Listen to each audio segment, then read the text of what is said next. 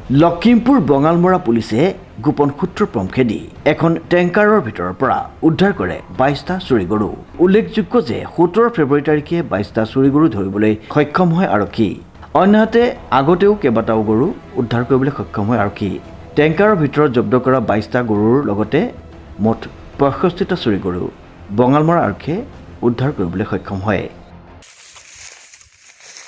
তেখেতলোকৰ আমি গহপুৰৰ আপোনাৰ গোশালাৰ পৰা গোপালপুৰ গোশালাৰ পৰা আমি পাইছিলোঁ আৰু সেই গোশালাৰ পৰা পোৱা ফটো আৰু ভিডিঅ'সমূহক আমি নিৰীক্ষণ কৰি আমাৰ সেই অঞ্চলত মূলতঃ ঢকুৱাখানা অঞ্চলত হেৰাই থকা গৰু বহুত মানুহৰ ঘৰে ঘৰে গৰু হেৰাই আছে।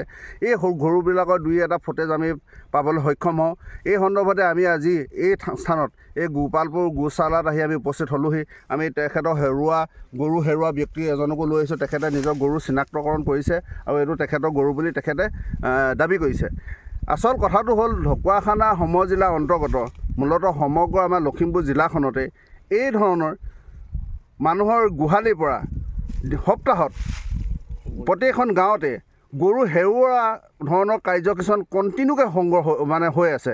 এই বিষয়ৰ ওপৰত আমি ঢকুৱাখানা জিলা প্ৰশাসনক আমি অসম চৰকাৰক বহুতবাৰ আমি আপোনালোকৰ সংবাদ মাধ্যমৰ জৰিয়তে দাবী উত্থাপন কৰি আহি আছোঁ যে এই ধৰণৰ যিবিলাক বিষয় হৈ আছে তেখেতলোকে এই বিষয়বিলাক গুৰুত্ব সহকাৰে লৈ তেখেতলোকে যেন একো উচিত এক পদক্ষেপ গ্ৰহণ কৰে।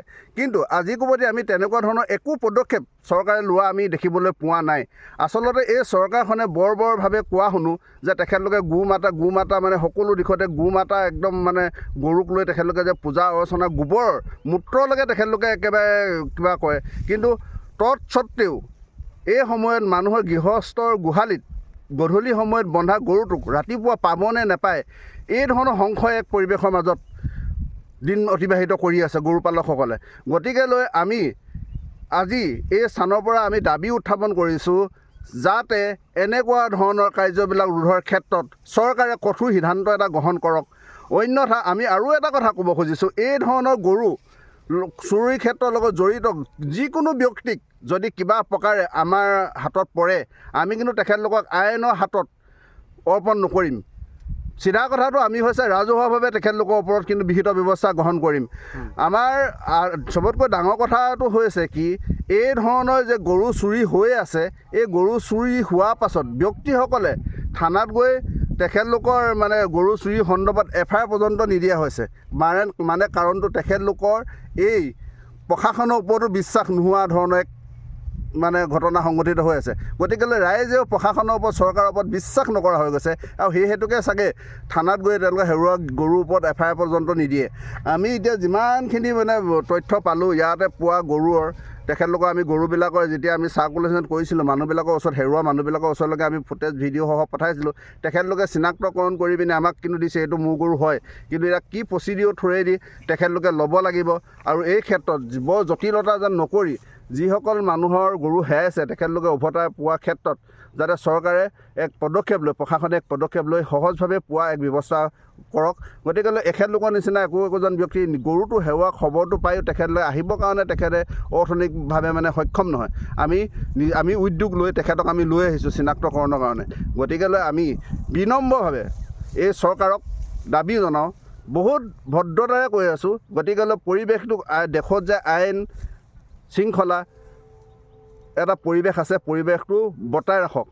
এই ধৰণৰ বিশৃংখলতাই কিন্তু সামাজিক ক্ষেত্ৰত সুদূৰ ভৱিষ্যতে আহি থকা দিনবিলাকত এক বিৰূপ প্ৰতিক্ৰিয়া সৃষ্টি কৰিব। গতিকেলৈ আমি মুখ্যমন্ত্ৰীজনক আচলতে এই ক্ষেত্ৰত আমি যি ধৰণৰ খবৰ পাই আছোঁ আমাৰ এই সমগ্ৰ লখিমপুৰ জিলাৰ ভিতৰত বোলে বিশেষ নাও বৈচা এজন বিশেষ ব্যক্তি, আমি তেখেতৰ নাম উল্লেখ নকৰোঁ কিন্তু আমি জানো বা চৰ্চিত এজন বিশেষ ব্যক্তি যিটো নেকি এই দলৰ চৰকাৰৰ এজন নেতা, তেখেতৰ উদ্যোগতে এই গোটেই গৰু অবৈধ বেহা গৰু চুৰি কাৰ্যবিলাক সংগঠিত হৈ আছে বুলি আমি খবৰ পাওঁ।